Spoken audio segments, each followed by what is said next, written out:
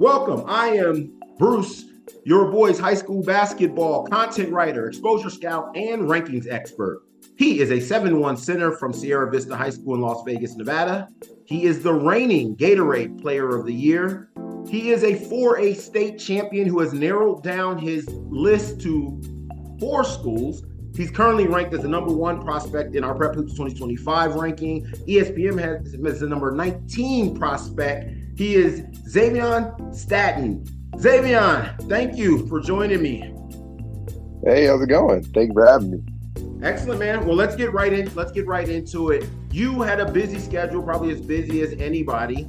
Talk to me a little bit about how you manage your summer schedule.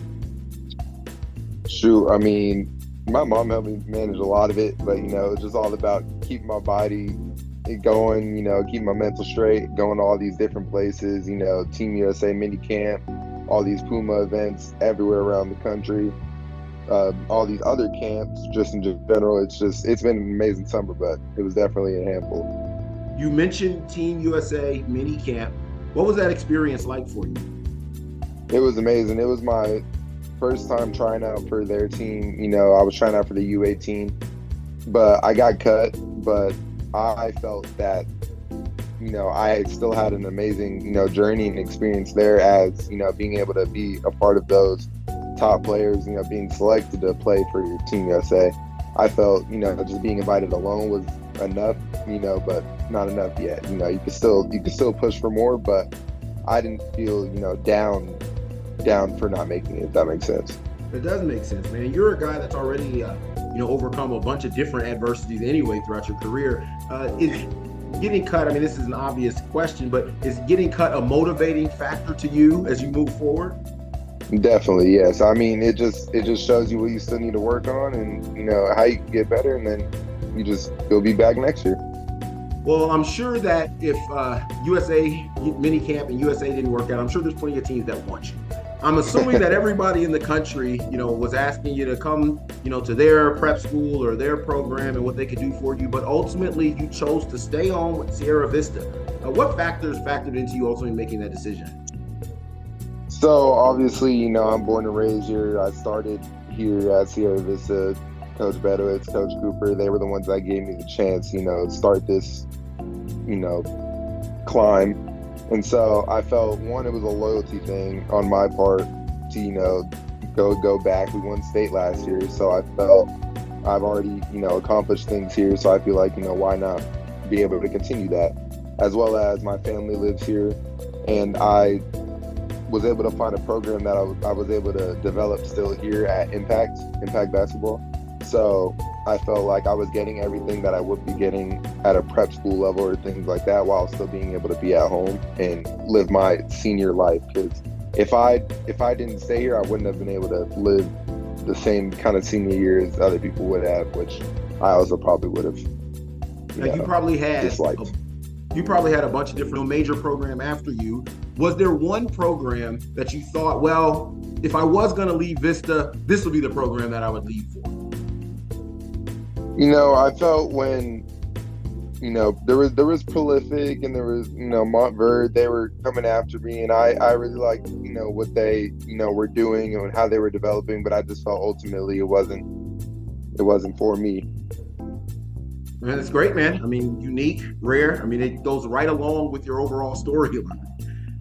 In the classroom, my friend, I'm a bit disappointed. Slipped to a 3.6. Usually a 4.0 guy, but I talked to you off camera about this.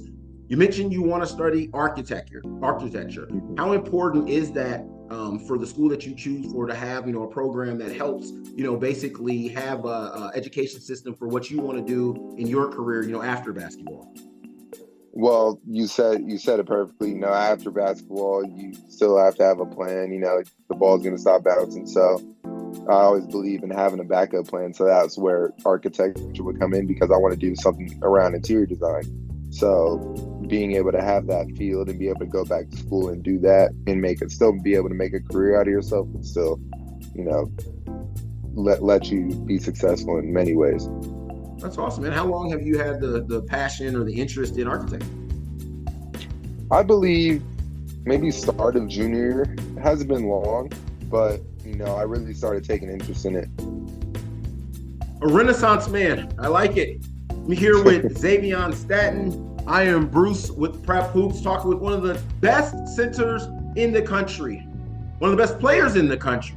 Last year when we met, we learned a little bit about you. I got to learn a little bit about you away from the basketball court. So I'm doubling down this year. Got a couple of questions so we can learn a little bit more about Xavion. First one. Now, I know your favorite dish is chicken. Or excuse me, your favorite food is chicken. Give me your favorite chicken dish. I really enjoy like chicken parmesan, things like that. But I don't know if I would call that my favorite dish anymore. I really am like a big spam rice and eggs now. So yes, I know it changed a little bit. I just really started, especially like just on Hawaiian cuisine alone. I feel like I just started doing that. I could eat that all day. Okay. 7'1", 275 pounds, Xavion.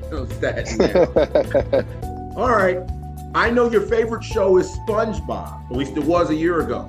What character on SpongeBob best represents your game on the basketball court? Ooh. Yeah, I told you I'd have some hard-hitting ones for you. That's an interesting question. That was interesting. I low-key still say SpongeBob. He's like a nice guy, but he also has his moments.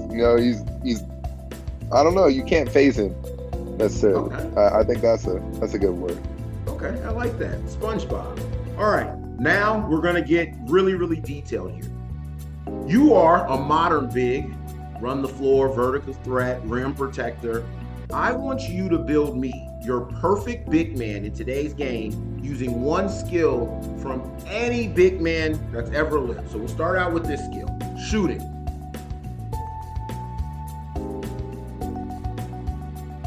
Probably Dirk. Okay, Dirk, that's a good, can't go wrong with that one. All right, what about shot blocking? Ooh. Give me low-key. That one's rough. You're a shot blocker. I know. Okay, I'd say probably Rudy Gobert. Okay, Rudy Gobert. What about rebounding? Who's the best rebounding big? What rebounding big skill would you like to have?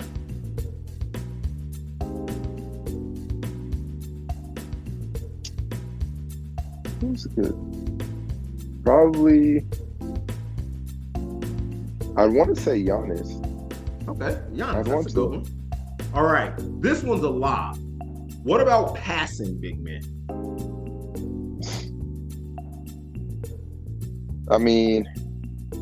Low-key, Jokic. Okay, I was going to say, like, if it's not Jokic, it's not the Joker. Who are you over again? All right, last one. And this one doesn't have to be a big man, just any player. Who's got the best motor?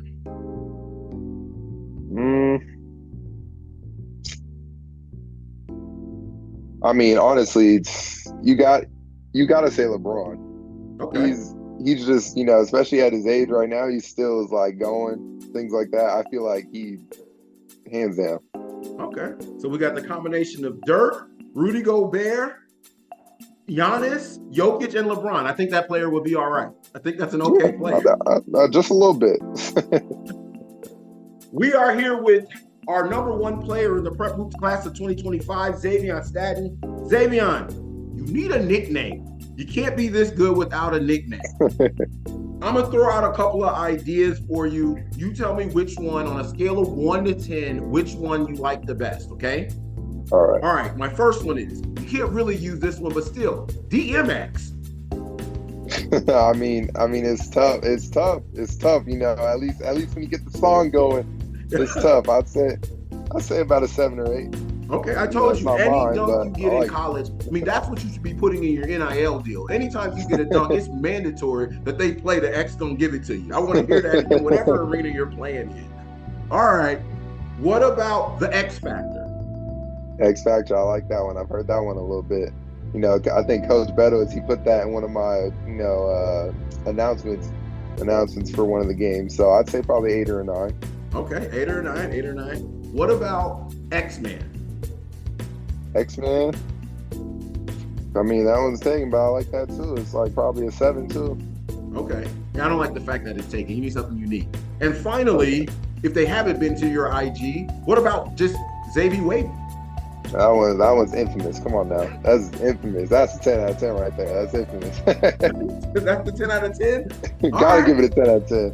All right, fair. I mean, fair enough. I mean, those are some good ones, but you gotta go with the one that you've been riding with the longest. How long have you been Xavion Wade?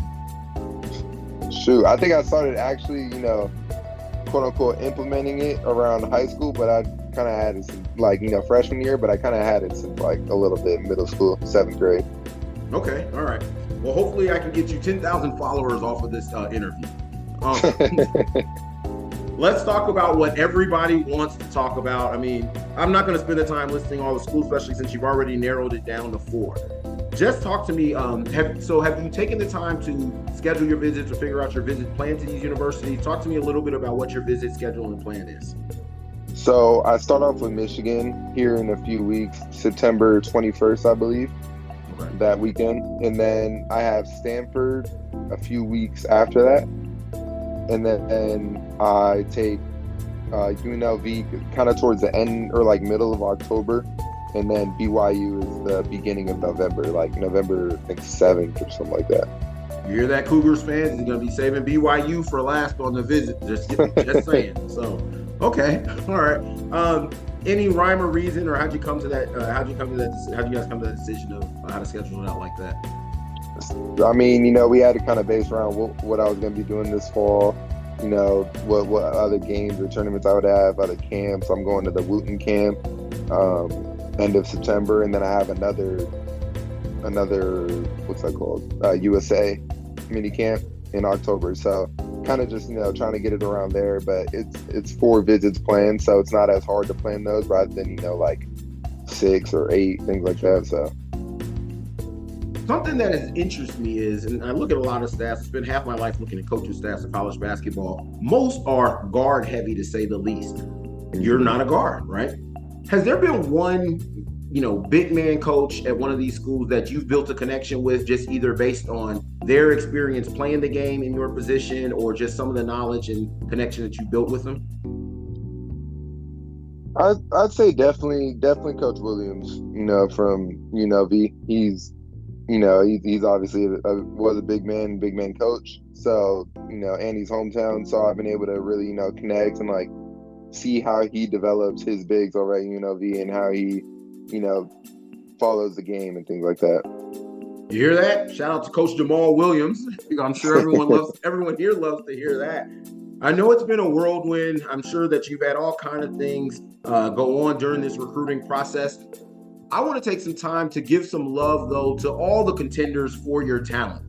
I'm going to give you the school. I want you to name one of the positives that you've had or one of the positive things that you like about the 4 remaining schools. All right? Sound fair? Oh, yeah.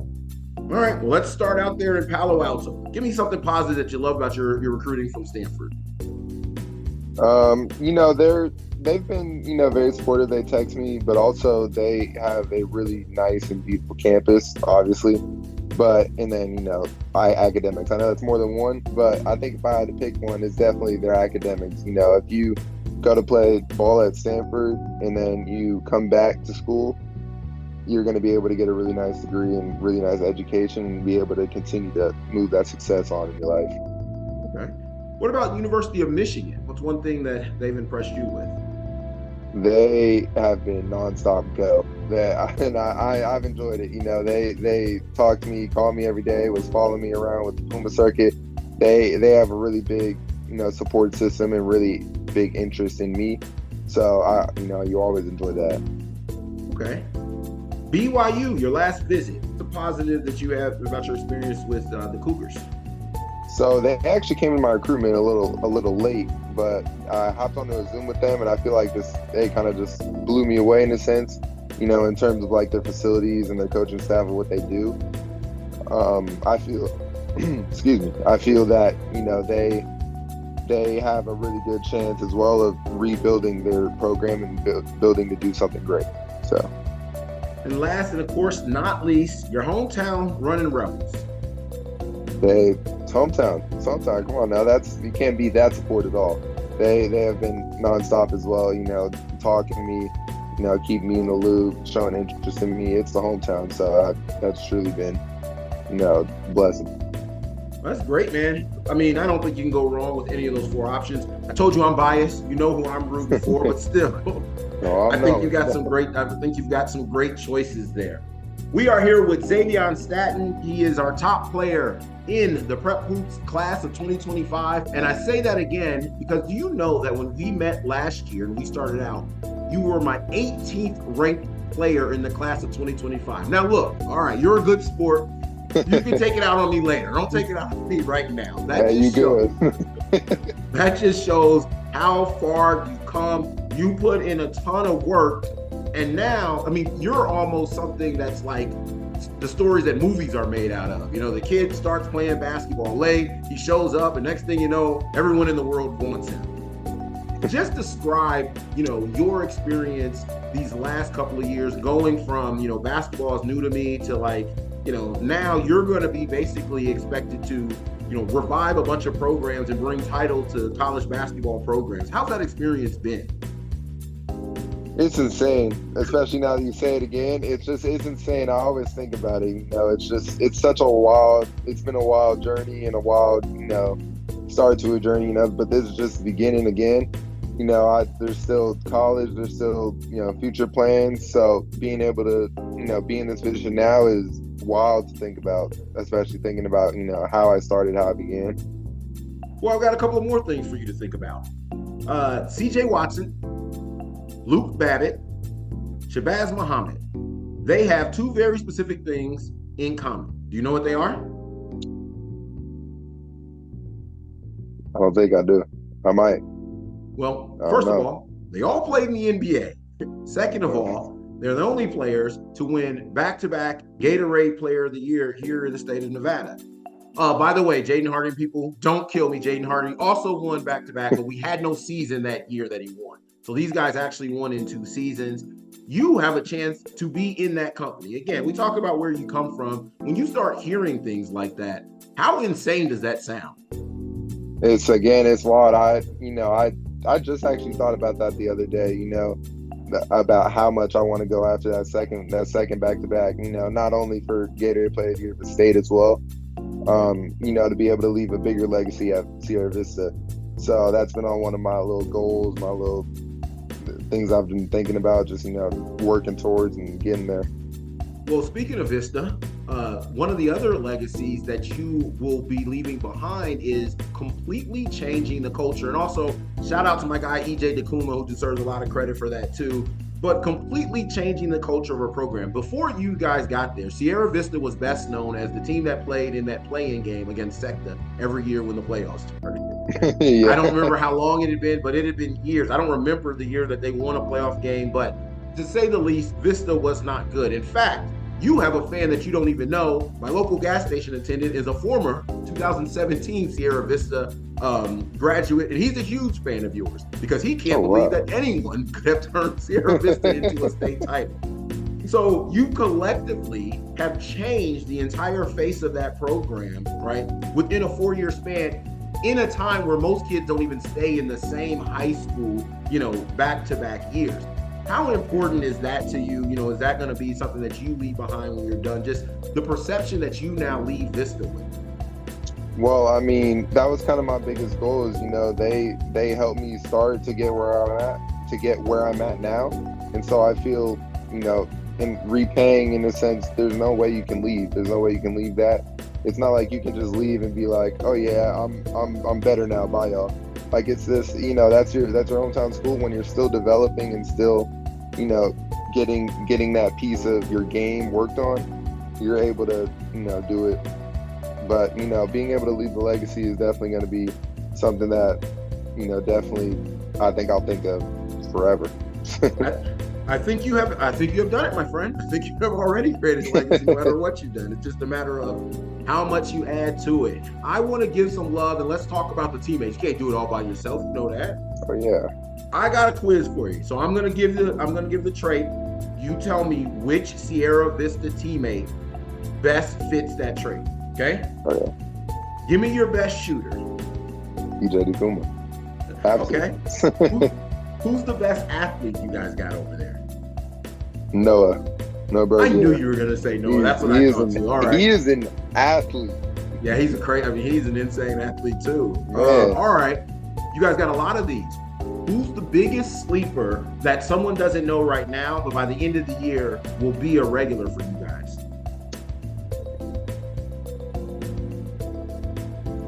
I mean, I'd give it to him. He's a sophomore, but Aiden Reed. See, we're thinking alike. I had a feeling that's who you were going to know. All right, how's he coming over there? How's Aiden looking over there?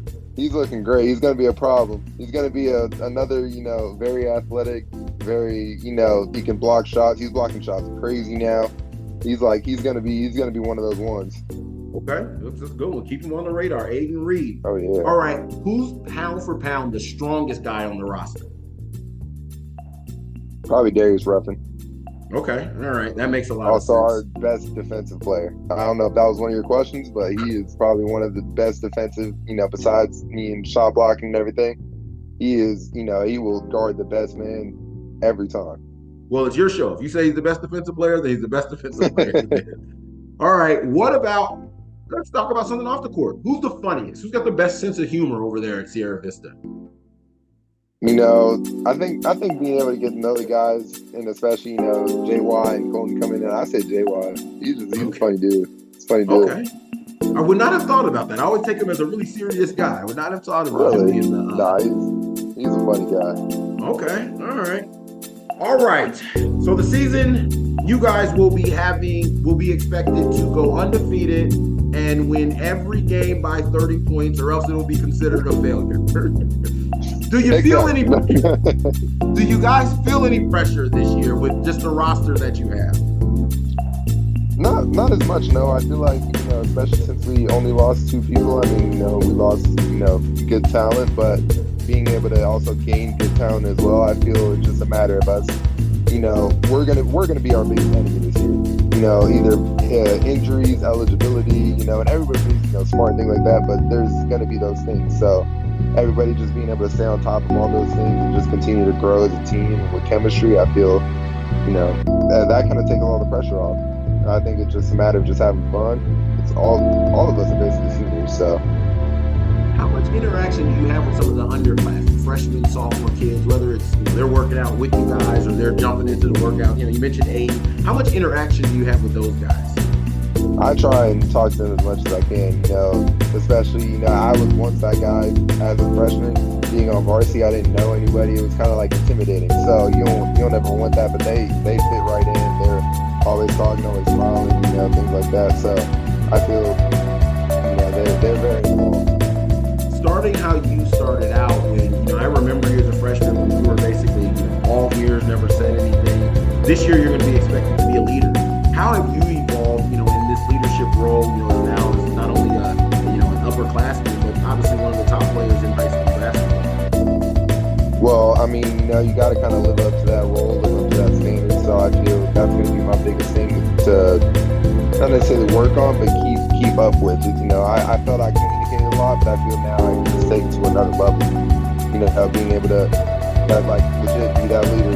Tell people what to do, but also doing it in a way that isn't sounding like arrogant and things like that. That's a tough line to walk. Speaking of leadership, man, your fearless leader, Coach Bedouins.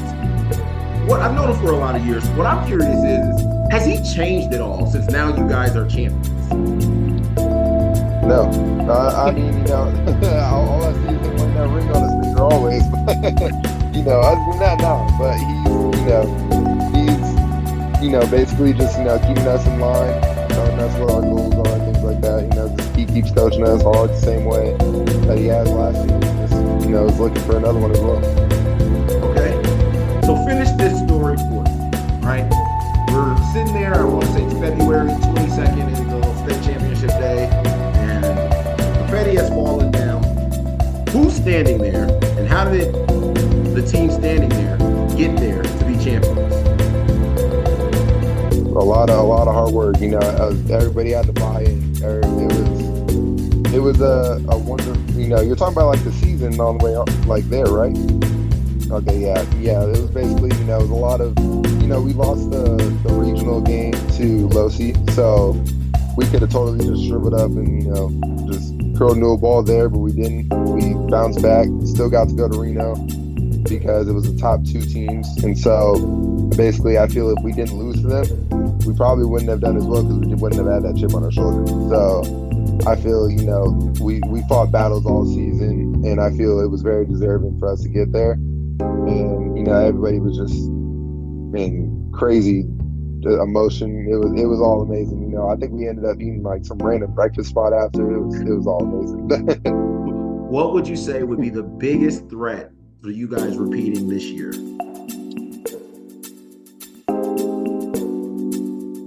I feel like I said, I don't think it would even be a team necessarily. I think whoever gave us the biggest challenge last year was probably either Losi or Clark in terms of who they have, their hustle, what they do. But I feel that it's all going to come down to who we are as a team and how we operate together. I feel that's going to be the biggest thing that either limits us or puts us in the sky. Well, perfect, my friend. Thank you for catching up with me. As always, people watching the content, you can follow me at 7 Ounce B-Ball Club 1. You can go to Bruce Prep Hoops on IG. Check out the 7 Ounce player placement page, connecting student athletes with college scholarship opportunities. As always, if you cannot find me in those locations, you can find me in the gym. Xavion, before we go, I just want to say thank you. You go out there and continue being famous.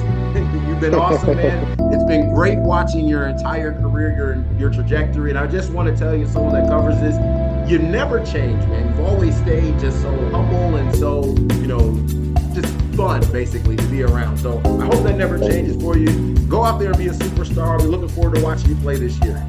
Hey, thank you. Will do. I appreciate you for having me on.